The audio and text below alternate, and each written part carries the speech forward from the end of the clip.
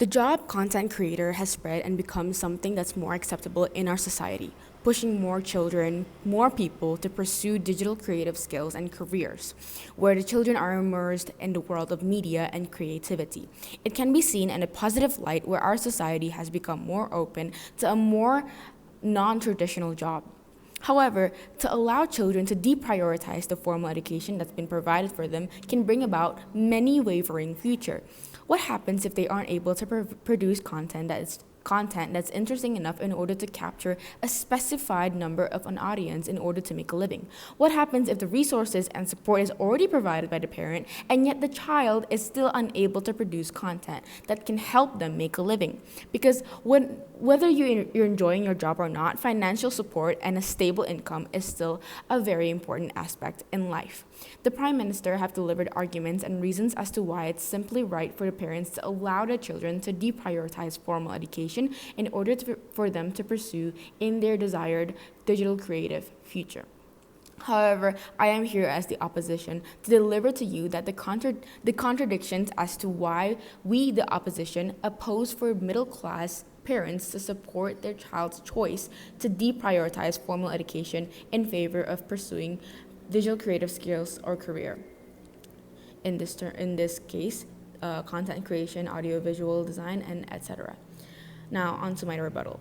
First, the PM mentioned how the parents' decision in parenting is very impactful for the entirety of their children's life. Therefore, as a parent, there's a need to maximize their child's potential. However, when that type of parenting leads to the lenience of allowing children to pick whether they prefer to deprioritize formal education or not, that wouldn't be directing them.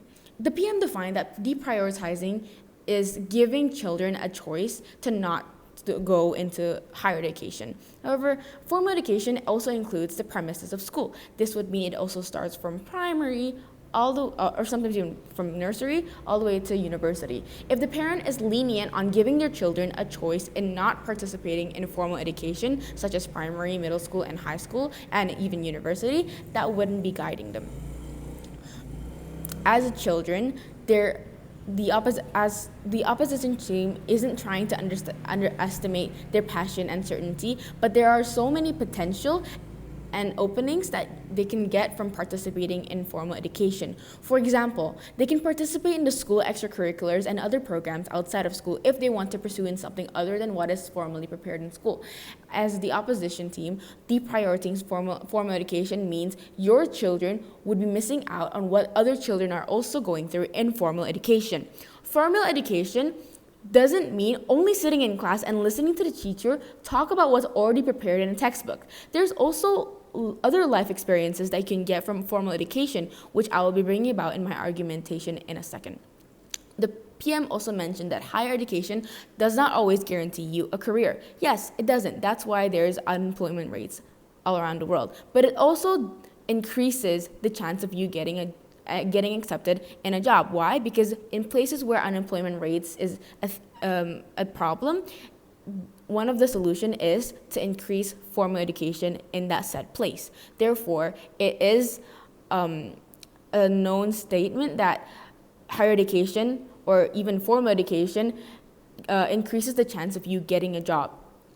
Why? Because although there are many cases where people who drop out was able to make a living out of despite not finishing their formal education, when people apply for jobs, they look at the applicant's experiences, which more often than not is more accepted if their application is coming from a reliable place, in this case, a formal education. Whether you like it or not, a diploma of some sort from a formal education, formal place, where a formal school, helps people to be accepted in their job interviews because it shows not only your grades but also your performance and other achievements. It makes you as an applicant more credible if you have a diploma from formal education. And just because you go through formal education, it doesn't mean that you aren't able to get a job that's not in the field of digital creative. I will be bringing about 3 points of argumentation. The first point of argumentation is the potential in which formal education and its development in formal education, which we'll be talking about how formal education has evolved and as well as the life lessons you can get from a formal education. The second point of argumentation is parents' guidance and the reassurance on their children's future, which will be surrounding the topic of how parents can still guide their children to maximizing their full potential, even in children who desire to pursue the creative digital skill or career through formal education. The third point of argumentation is the dangers of digital era and how towards children and how formal education can teach children about it. Now, on to my first argumentation, which is the potential in formal education and its development. Just like the evolving digital creative career that we have in our society, there's also a huge development in formal education and how it's conducted. Education systems have developed in many countries. Since the motion talks about middle-class parents, then it's safe to assume that if the parents were to encourage for their children to still continue formal education, the formal education they're receiving is most likely of a good quality and most probably, and in most countries, that consists of good enough education. In many schools nowadays, they are starting to realize the importance of not just developing their students' skills in class, but also to nurture their skills in other fields. In this case, children who seek digital creative skills or careers can join extracurriculars like IT or arts or design or even a digital creative extracurricular. Not only that, there's an increasing amount of schools that provide programs or associations for their students to join and compete in. Things like that can actually be benefited, and children can earn certificates that can help them get their desired career.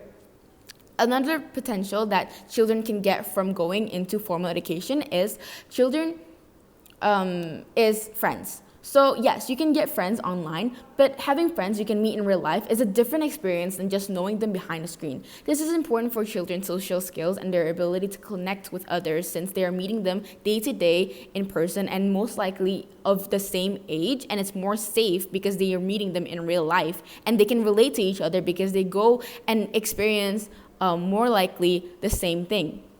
For many people, friends are also often made through going to school and meeting them every day. My second point of argumentation, parents' guidance and the reassurance on their children's future.